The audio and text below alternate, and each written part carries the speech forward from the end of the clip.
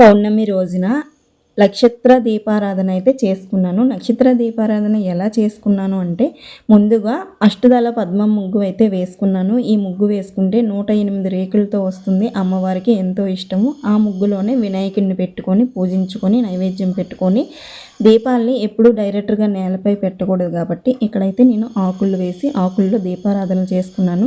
నక్షత్ర దీపాలు ఏంటి అంటే 27 పిండి ప్రమిదలు కానీ, మట్టి ప్రమిదలు కానీ, లేదా పిండిలో వరి పిండి అయినా గోధుమ పిండి అయినా చేసుకొని ప్రమిదలను చేసి ఇలా 27 దీపాలని వెలిగించుకోవాలండి. కుటుంబంలో మనం ఎంతమంది ఉంటే అంతమంది కూడా ఈ దీపారాధన చేయొచ్చు.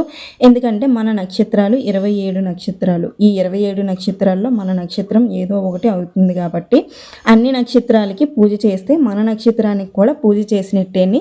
అందుకోసం అని చెప్పి కార్తీక పౌర్ణమి రోజు ఇలా పూజ చేసుకుంటే చాలా మంచిదని ఇలా పూజ చేసుకొని గుడికి వెళ్ళి ద్వాదశ దీపాలను అయితే వెలిగించేసుకొని అమ్మవారిని అయ్యవారిని దర్శనం చేసుకొని భుజస్తంభం దగ్గర కూడా 1,00,000 ఒత్తు దీపారాధన చేసుకొని ఇంటికి అయితే వచ్చేసాము. మరి నా వీడియో నచ్చిందా మీకు? నచ్చితే లైక్ చేసి ఫాలో చేయండి. Bye bye.